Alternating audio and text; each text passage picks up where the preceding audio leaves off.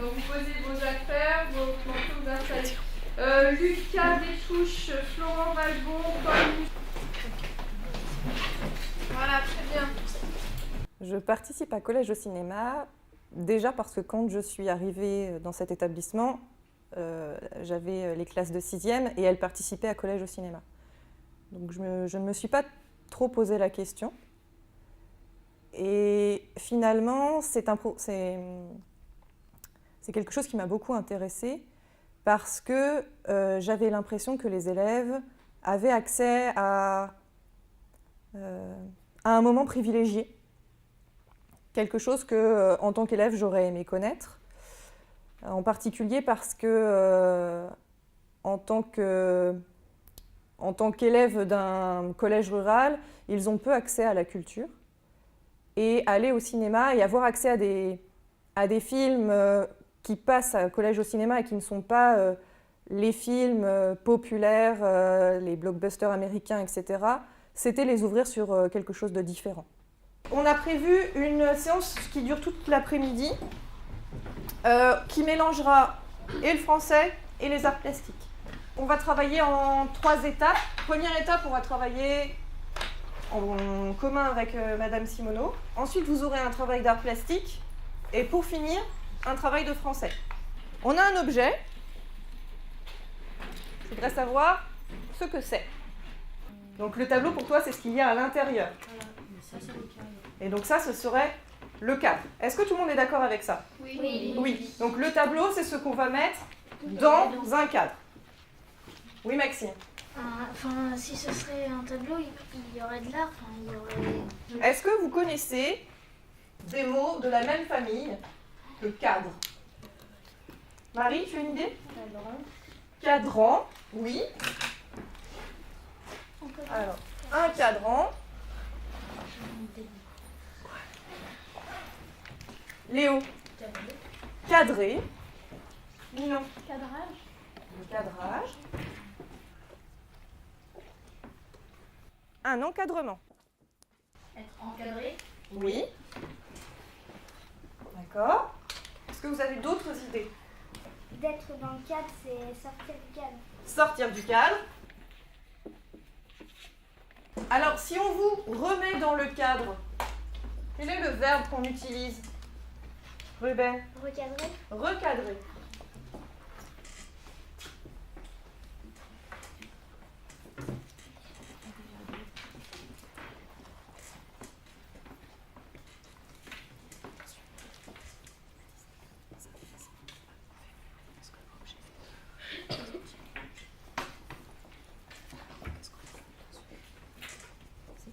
Pour chaque mot trouvé, donner leur définition.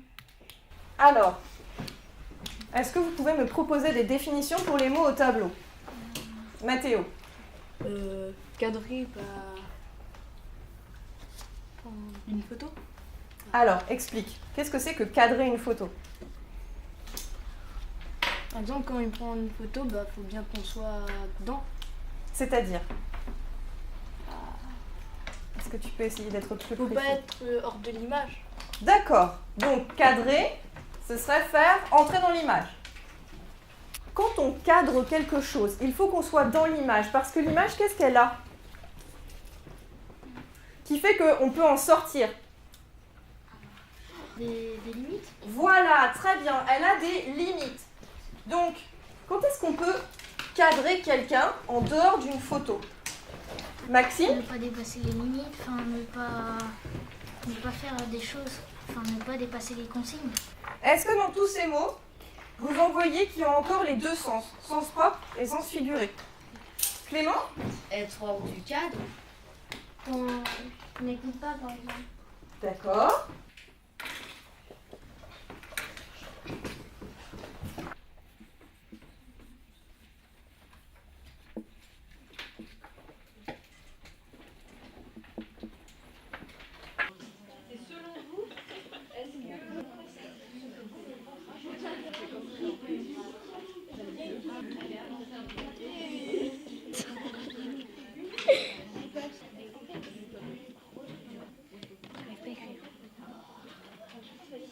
collège au cinéma, c'est un dispositif très intéressant parce que donc, moi je suis dans un établissement rural et le contact avec les œuvres n'est pas évident, les musées sont loin.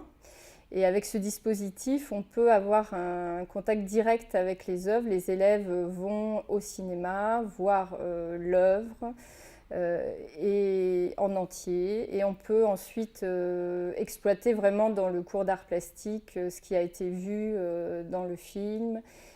Et ça permet tout un tas de sujets, d'exploitation, d'échanges avec les collègues de français, de langue parfois. Ça permet vraiment un travail très approfondi autour d'un art qui est très abordable en fait pour les élèves. Maintenant, on va parler un petit peu du cadre et du cadrage du point de vue des arts plastiques. Donc nous, on va plutôt être dans le sens propre que le sens figuré, mais on verra aussi que dans le film que l'on a vu, le réalisateur, Jean-François Laguilloni, joue un petit peu sur les deux sens du mot tableau, du mot cadre surtout. Donc en art plastique, quand on fait une peinture ou un dessin, eh bien, on est obligé de faire avec les limites du tableau. Je choisis ce que je vais mettre dedans ou pas. Alors quand vous faites, vous, des photographies avec l'appareil photo chez vous, des fois, vous bougez comme ça. Vous faites ça, vous baissez, vous remontez. Donc, quand vous faites ça pour changer le cadrage, en fait, vous choisissez. Vous faites un choix. On a soit un cadre qui peut être comme ça, soit un cadre qui peut être comme ça. Vous connaissez, on peut leur donner un nom. Ruben? Format paysage et format portrait. On va parler maintenant un petit peu du cinéma. Alors le cinéma, le format, il est plutôt portrait ou paysage? Alors, Léo? Paysage. On est toujours dans ce format plus allongé. En cinéma, ça porte un nom.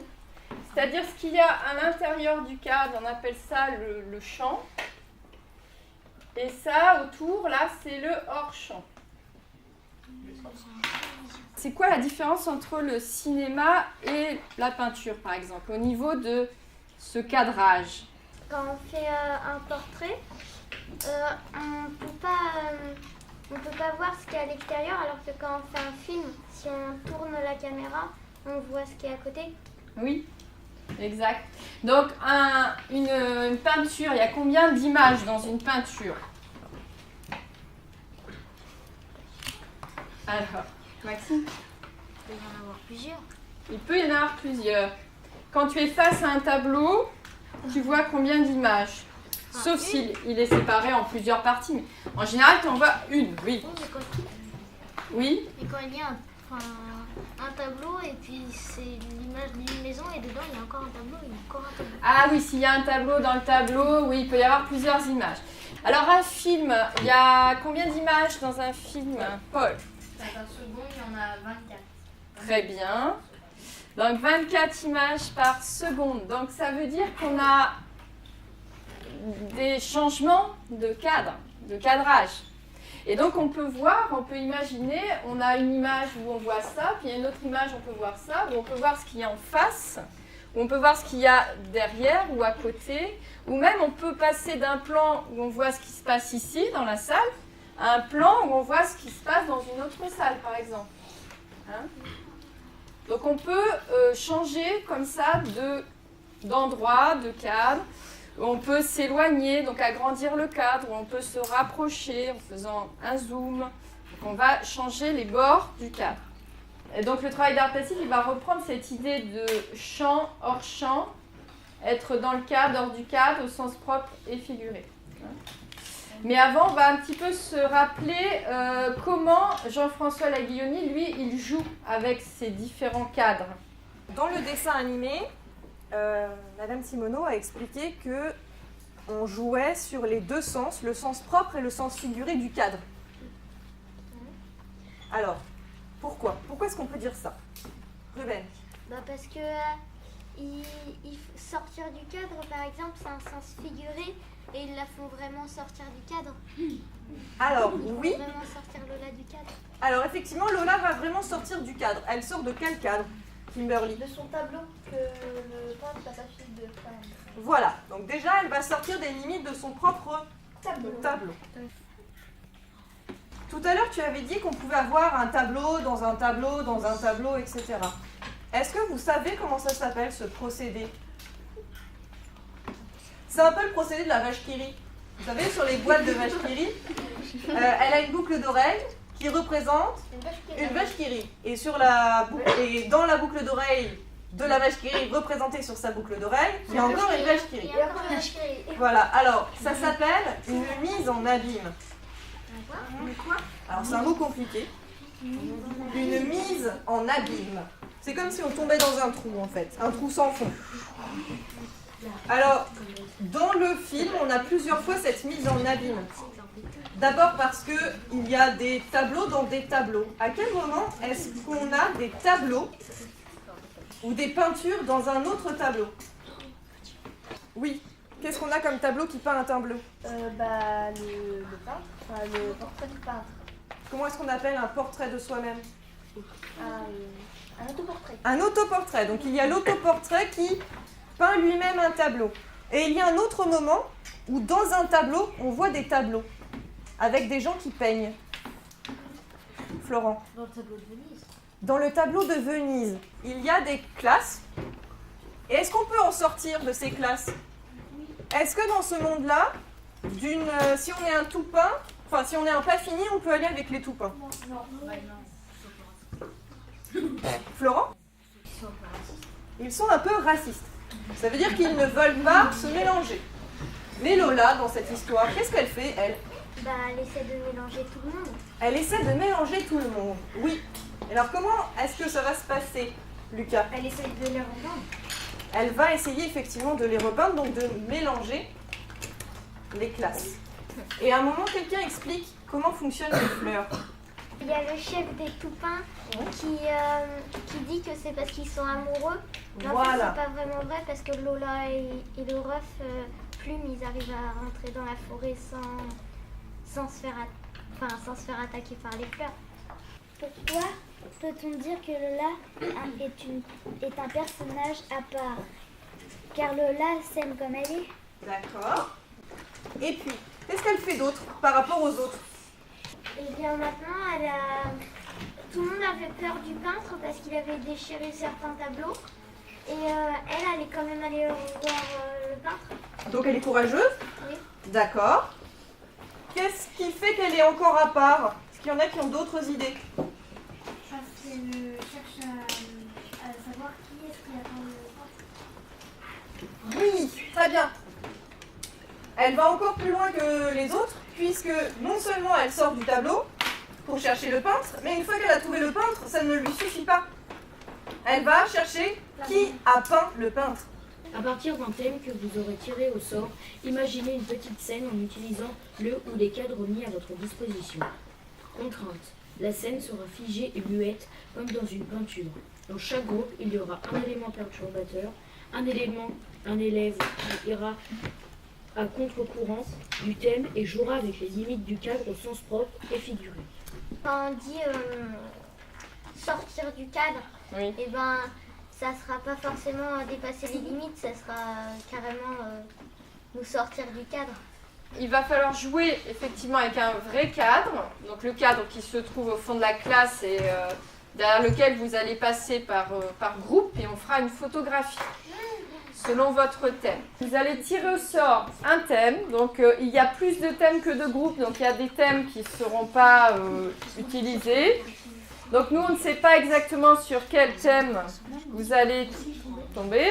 Alors à partir de ce thème, vous allez discuter, vous allez chercher des idées sur une feuille de brouillon, où je vais vous donner des feuilles, ceux qui n'ont pas amené leur brouillon.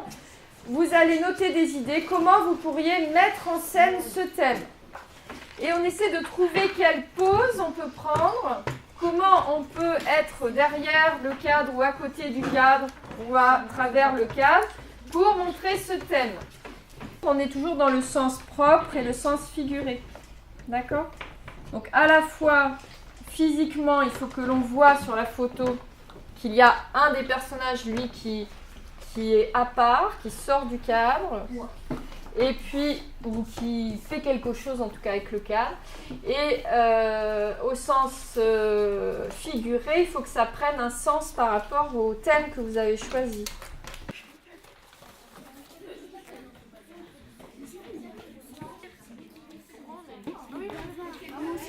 Faire un brouillon, noter vos idées.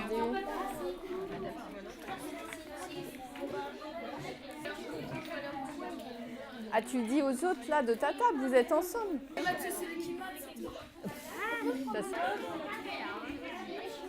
voilà. Ça, oui, alors il y a aussi la chimie, mais là c'est... Blablabla. Vous avez besoin de quels accessoires? Les trucs de maths. Donc tu représentes quoi? Ça se voit pas? Bah, anonyme. Donc comment vous allez représenter le bavardage par rapport à celui qui sera...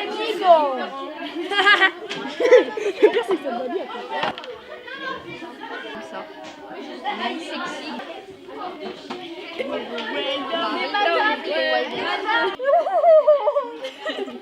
Non mais genre, regarde, faudrait que vous soyez en prison en fait. Genre, mets-toi là.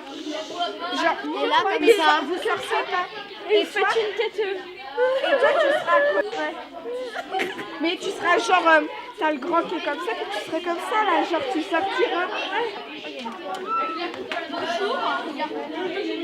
Comment vous allez la faire sortir du cadre? Eh ben, sans sortir la tête, tout ça, mais non, on va la sortir.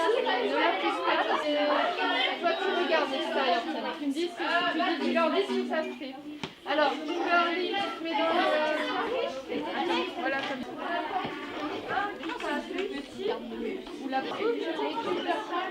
Ce personnage-là, il doit être aussi à la limite ou en dehors du cadre ou à travers le cadre. Donc comment vous allez le positionner? Comme ça, donc ils sont deux. Et puis qu'est-ce que tu pourrais faire avec ça? Oui, pourquoi pas. Est-ce que vous êtes satisfait par ce que vous faites là? Tu fais toi? Bah oui. Oui, en même temps. Ah mais du coup elle est à l'envers. Ah oui. Alors ici, est-ce que vous êtes prêts?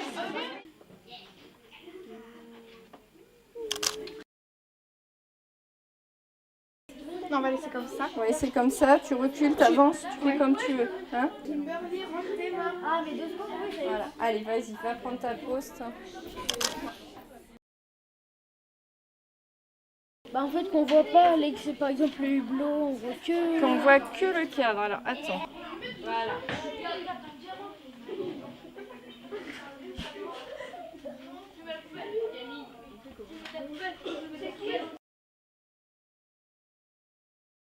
Mathéo, mais fais le geste.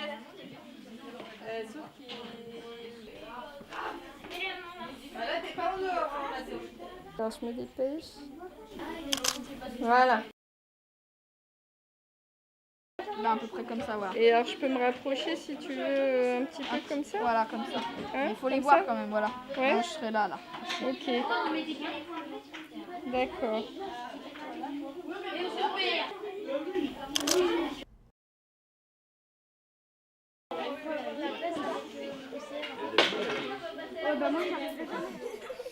Chut, on dort. Voilà. Vous êtes prêts? Oui. Je voulais juste vous dire aussi quelque chose sur Jean-François Laguilloni par rapport au cadre, au cadrage. Donc, quand un réalisateur fait des films, quand il prépare son film, il fait d'abord ce qu'on appelle un storyboard. C'est comme, pour vous donner une idée, ça ressemble à des cases de bande dessinée. Et dans chaque case de bande dessinée, il dessine un plan, chaque plan. J'ai pas fini 2 secondes. Et ensuite, il marque à côté les sons, la musique, les paroles. Jean-François Laguilloni, il dit qu'il n'arrive pas à travailler dans des cases comme ça. Lui, il n'arrive pas à faire entrer ses personnages dans des cases. Il dessine sur des très grandes feuilles la scène et ensuite il vient avec l'appareil photo et il recadre. Par exemple, s'il veut montrer Lola en train de parler à Claire, il dessine Lola et Claire et après il prend en photo un gros plan de Lola et après un gros plan de Claire. Et il fait comme ça son animatique, c'est-à-dire son premier jet de film. Donc lui-même, il dit qu'il préfère recadrer, il a du mal à mettre ses personnages dans des cases. Donc c'est un petit peu à partir de cette idée-là qu'on a fait le travail d'aujourd'hui. Je vous remercie, vous avez été parfait. Le travail sur ce film est parti d'abord d'un enthousiasme quand ma collègue m'a proposé de travailler sur un projet un peu plus particulier qu'habituellement. Je ne connaissais pas du tout le film, je ne savais pas du tout vers où je me dirigeais en réalité. Et puis, quand elle m'a montré le film, il m'a tout de suite plu. À la fois le graphisme, le contenu, la douceur de l'univers de la Guillaunie m'a tout de suite emportée. Et rapidement, j'ai vu toutes les possibilités de ce film, parce qu'il ouvrait la réflexion des élèves, le récit était très simple, et pourtant, il y avait plusieurs niveaux de lecture. Et finalement, quand les élèves ont vu le film, la réaction a été encore plus riche que celle que j'attendais. Si bien que le travail qu'on avait vaguement évoqué au départ avec ma collègue s'est rapidement redirigé vers quelque chose de plus précis, le travail autour du cadre. Et finalement, en quelques heures de travail ensemble, on a réussi à faire tenir un projet ambitieux, qui me semblait ambitieux. Et nos idées se sont enrichies les unes des autres. C'est-à-dire qu'en évoquant simplement le cadre, chacune a apporté ses attentes pédagogiques. Et finalement, on est tout de suite parti dans la même direction. Je connaissais ce film. Je l'avais vu personnellement parce que j'aime bien le travail de Jean-François Laguilloni. Et quand on m'a proposé de faire une exploitation pédagogique du film, ça m'a semblé très intéressant, particulièrement sur ce film qui parle de peinture, de cadre, de tableau. Et j'ai pensé que ça pouvait être un bon travail à faire en équipe, quoi, avec un professeur de français notamment, pour tout ce qui était du texte, du contenu, du propos du film qui est quand même assez fort sur la tolérance, sur l'acceptation des différences. Et moi, je voyais bien des choses à faire au niveau de la peinture. Alors au départ, j'étais plus partie sur la peinture, les couleurs, la forêt maudite, les fleurs, tout cet univers un peu magique qu'il y a dans le film. Et en y réfléchissant bien avec ma collègue, on s'est dit que en fait, ce qui était très intéressant dans le film, c'était ce passage en fait, d'un tableau à un autre, la quête de ces trois personnages là, qui vont chercher l'artiste. On a travaillé aussi sur les références artistiques du film. Et on a pensé que tout se jouait autour du cadrage. Et quand j'ai écouté les interviews de Jean-François Laguilloni, quelque chose m'a vraiment interpellée quand il dit qu'il n'arrive pas à faire un storyboard, il n'arrive pas à faire entrer les personnages dans les cases, parce que moi-même j'ai cette difficulté-là quand je peins. Et qu'il fait plutôt des choses plus larges et qu'il recadre ensuite avec son appareil photo. J'ai trouvé que cette difficulté dont il parle et cette technique qu'il a de créer l'animatique, c'était au cœur de son film, le tableau, et que c'était très intéressant de l'aborder avec les élèves. Ça me permettait, moi, en art plastique, d'aborder le cadrage, et puis aussi d'aborder au sens figuré qu'est-ce que c'était que d'être dans un cadre, que sortir du cadre, être encadré, déborder le cadre, etc. Je trouvais que c'était un thème qui pouvait parler aux élèves. Le cinéma permet d'aborder l'image multiple.